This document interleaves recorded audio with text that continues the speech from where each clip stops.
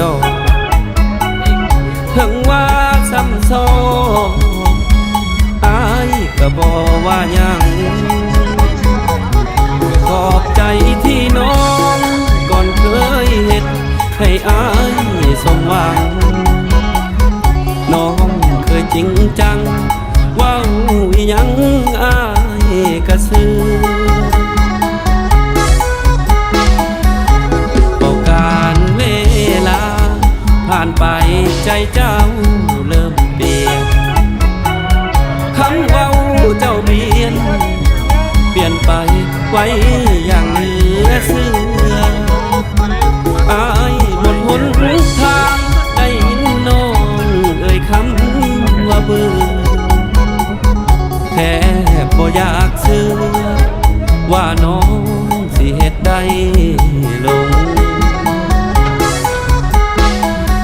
ไปโลดน้องลาไปนำเขาสาอายบ่ว่าหยังขอ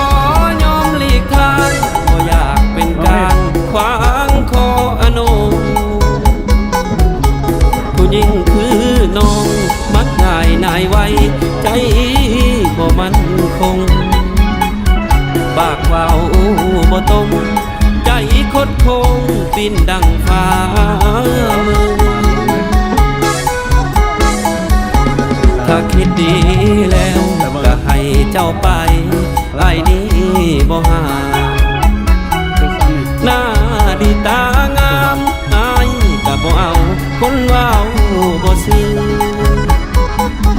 งามแต่ใบหน้าใจเจ้าหน้าดำโพปานมือปากเกียงเว้าคือผู้หญิงคือน้องบ่ได้เสี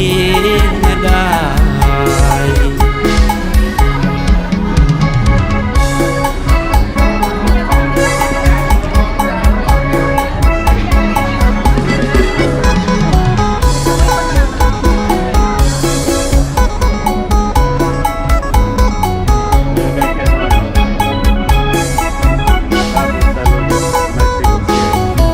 ไปโลดน้องลาไปนำเขาสาอายบ่ว่าหยังขอยอมหลีกทางบ่อยากเป็นการขวางคออโนผู้หญิงคือน้องมักง่ายนายไวใจบ่มั่นคงปากเว้าบ่ตรงใจคดโค้งปีนดังฟ้ามือถ้าคิดดีแล้วก็ให้เจ้าไปไอ้นี้บ่หา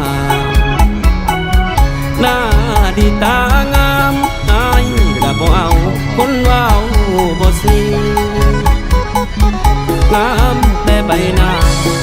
ใจเจ้าหน้า